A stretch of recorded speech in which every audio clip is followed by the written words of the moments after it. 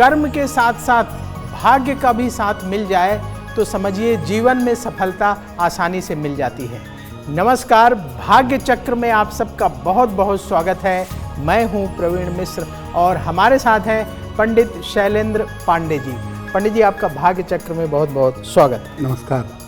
आज हम पंडित जी से जानेंगे मंगल के कौन कौन से नक्षत्र हैं और उनकी क्या विशेषताएं हैं, ये हमारे जीवन पर कैसे प्रभाव डालते हैं, इस पर विस्तार से बात करेंगे। आज हम समझेंगे मंगल के नक्षत्रों की विशेषताओं के बारे में।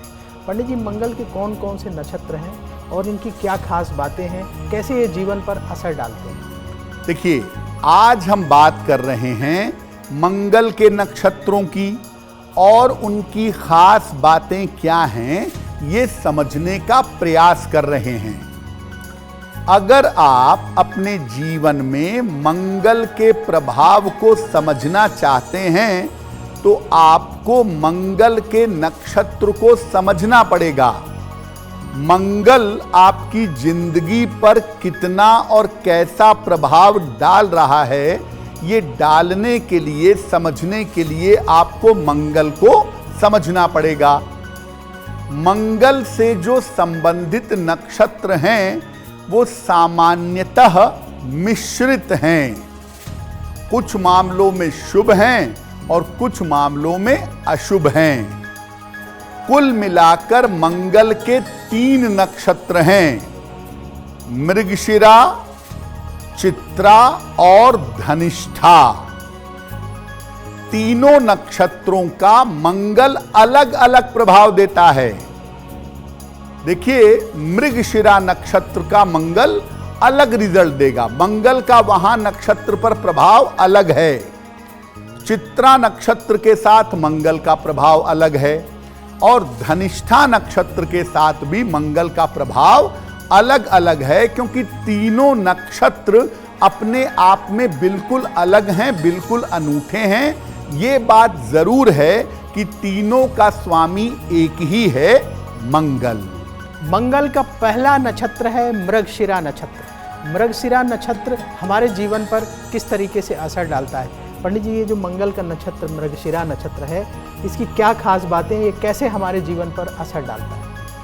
अब बात करते हैं मंगल के पहले नक्षत्र की, जिसका नाम है मृगशिरा। देखिए, मृगशिरा नक्षत्र 2 राशियों के बीच में आता है, वृषभ राशि और मिथुन राशि। यानी अगर किसी व्यक्ति का नक्षत्र मृगशिरा है तो उसकी राशि वृषभ भी हो सकती है और मिथुन भी हो सकती है। मृगशिरा का अर्थ होता है किसी खोज की शुरुआत करना, किसी नए चीज को खोजना, और उस खोज की शुरुआत करने का संबंध मृगशिरा नक्षत्र से माना जाता है। मृगशिरा नक्षत्र मृदु स्वभाव का, सॉफ्ट नेचर का, कोमल स्वभाव का नक्षत्र है। मृगशिरा नक्षत्र वालों के अंदर आध्यात्मिक ज्ञान बहुत होता है।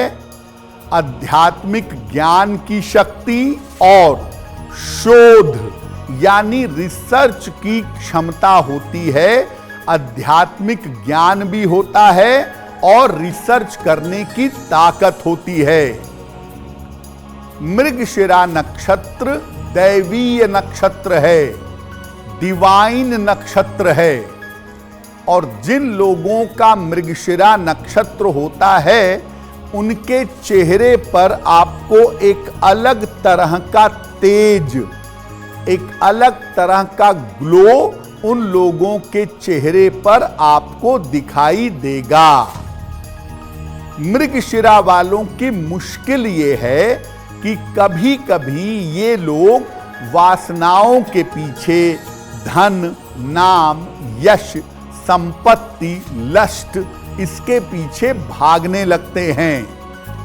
और कितना भी ये भाग लें, इनकी वासनाएं अतृप्त होती हैं, इनकी इच्छा कभी पूरी नहीं होती। मृगशिरा नक्षत्र वाले बड़े अच्छे लेखक, बड़े अच्छे कवि, बड़े अच्छे संगीतज्ञ या धर्मज्ञ, धर्म के जानकार, यानी बड़े अच्छे लेखक, कवि, संगीतज्ञ या धर्मज्ञ होते हैं। इनकी जो लिखने की क्वालिटी है या इनकी जो बात करने की क्वालिटी है वो बड़ी शानदार होती है। और अगर किसी की राशि मिथुन हो और नक्षत्र मृगशिरा हो, उसका प्रेजेंटेशन बहुत ही बढ़िया होता है। मंगल के पहले नक्षत्र के बारे में तो आपने जान लिया, दूसरा नक्षत्र है चित्रा नक्षत्र। पंडित जी, चित्रा नक्षत्र हमारे जीवन पर कैसे असर डालता है? अब बात करते हैं मंगल के दूसरे नक्षत्र की, जिसका नाम है चित्रा। क्या खास बातें हैं इस नक्षत्र की? चित्रा नक्षत्र जो है ये कन्या और तुला राशि के बीच में आता है। यानी अगर किसी का जन्म चित्रा नक्षत्र में हुआ तो उसकी राशि कन्या भी हो सकती है और तुला भी हो सकती है। चित्रा नक्षत्र का अर्थ होता है बुद्धिमान, चमकदार और खूबसूरत। चित्रा का मतलब ब्राइट एंड ब्यूटीफुल, ये चित्रा नक्षत्र को कहा जाता है। चित्रा नक्षत्र मृदु, आनंद का और सॉफ्टनेस का नक्षत्र है। बहुत कोमल स्वभाव का नक्षत्र माना जाता है। चित्रा नक्षत्र वाले बड़े अच्छे ओरेटर होते हैं, बड़ा अच्छा बोलते हैं, बड़ी अच्छी तरह से अपनी बात को प्रेजेंट करते हैं और आध्यात्मिक स्वभाव के होते हैं। इनके अंदर अध्यात्म के गुण निश्चित रूप से पाए जाते हैं। चित्रा नक्षत्र वालों को आप देखेंगे कि ये लोग सुंदर कपड़ों के, आभूषणों के और चमक, ब्राइटनेस के शौकीन होते हैं। चित्रा वाले अपने प्रेजेंटेशन पर बहुत ध्यान देते हैं। कैसा कपड़ा पहनो, कैसे आभूषण पहनो, कैसा मेकअप करो, कैसे बाल रखो, इस पर चित्रा वालों का फोकस ज्यादा होता है। चित्रा नक्षत्र की कमी ये है कि ये बहुत जल्दी माया, यानी दुनिया के जो जंजाल हैं, दुनिया की जो माया है, उसमें आकर्षित होते हैं। बहुत जल्दी काम भाव में भी आकर्षित हो जाते हैं। अगर ये बहुत कम उम्र में ताकत पा गए, बहुत कम उम्र में खूबसूरती पा गए, तो ये लोग आसुरी स्वभाव के हो जाते हैं।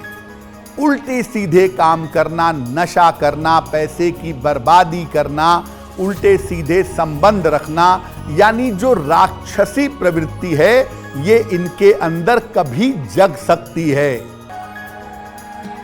चित्रा नक्षत्र वाले वैसे अगर सही रास्ते पे चलें तो बड़े गुणवान होते हैं। ये लोग अच्छे आर्किटेक्ट, बड़े अच्छे वकील, जज या जासूस हो सकते हैं।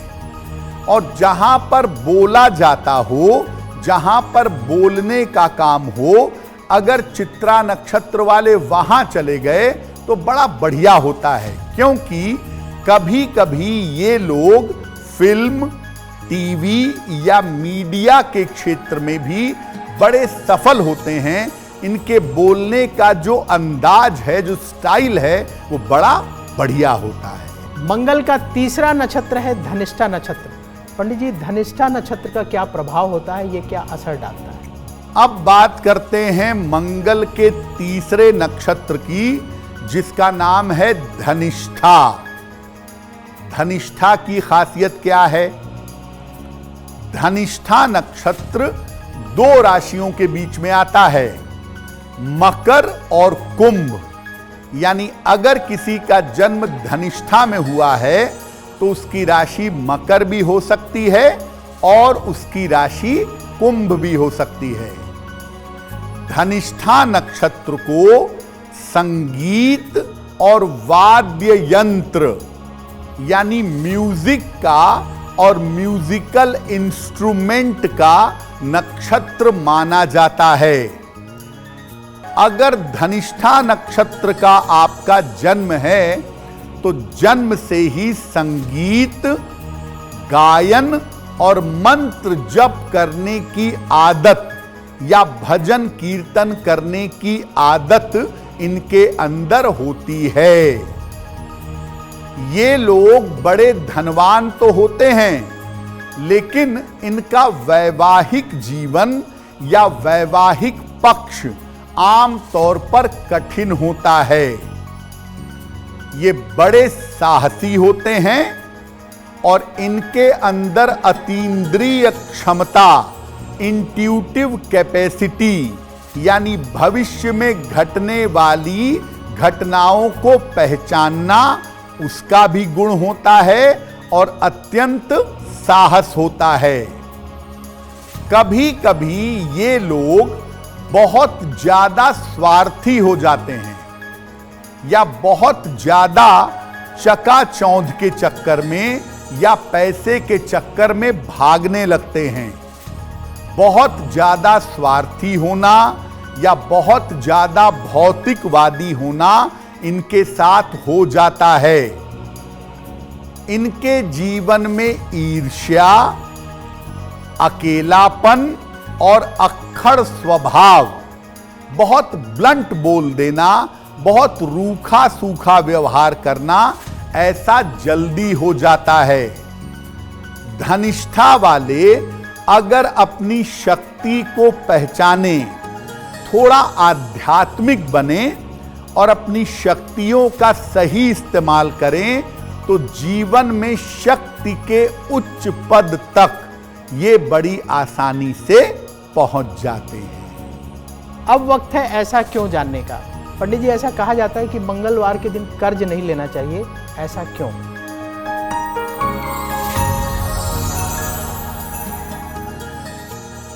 कहा जाता है कि मंगलवार के दिन कर्जा नहीं लेना चाहिए।